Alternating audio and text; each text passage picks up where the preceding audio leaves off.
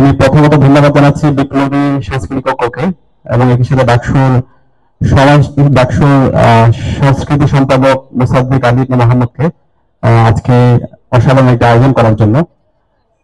পহেলা গ্রহণ আদি নববর্ষ, তো যে কোনো উৎসবে আমাদের মধ্যে আনন্দ বিরাজ করে, তাই না?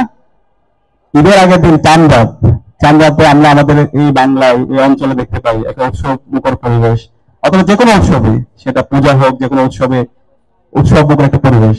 তো আজকের দিনটা একটু বিশেষ স্পেশাল।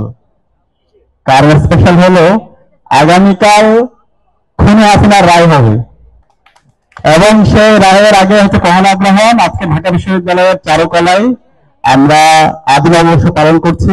সারা দেশের মানুষ অনেক বেশি আনন্দিত যে ফ্যাসিস্ট হাসিনা গত 16 বছরে বাংলাদেশে গুম, খুন, আইনাগর, শিক্ষার্থীদের উপর নির্যাতন, নিপীড়ন থেকে শুরু করে সর্বশেষ যে জুলাই বিপ্লব, সেখানে আমাদের 40,000 ভাই বোনকে সে গাজী করেছে, আমাদের 2,000 ভাই বোনকে শহীদ করেছে। আজকে সেই খুনি ফ্যাসিস্ট হাসিনার আগামীকাল রায় হবে এবং আগামীকাল আমরা সারা দেশব্যাপী সেলিব্রেট করবো ইনশাআল্লাহ।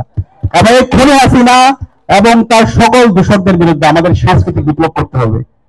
এই ফেসিবাদী রায়, এই ফেসিস্ট রায় বাংলাদেশের মতো একটা সম্ভাবনাময়, একটা সুজলা সুফলা শস্য শ্যামলা দেশকে তারা একটা অকার্যকর রাষ্ট্র পরিণত করেছিল। গত 16 বছরে এই খুনি হাসিনার অবৈধ শাসনকে বৈধতা দিয়েছিল কিছু কালচারাল ফেসিস্ট চক্র। তো এই কারণে আজকের এই আয়োজনটা বিভিন্নভাবে আমাদের কাছে গুরুত্বপূর্ণ। এক নম্বর গুরুত্বপূর্ণ হচ্ছে এই আয়োজনের মাধ্যমে আমরা আমাদের যে এই অঞ্চলের আমাদের যে মাটি মানুষের যে সংস্কৃতি, সেই সংস্কৃতি আমরা ফুটিয়ে তুলেছি। একই সাথে আমাদের এই আয়োজনে আমরা এই খুনি হাসিনা ফ্যাসিস্টের বিরুদ্ধে আমাদের কথা, আমাদের কবিতা আবৃত্তি, আমাদের গান, আমাদের সংস্কৃতির চর্চা, তার মধ্যে আমরা সেগুলো নিয়ে এসেছি।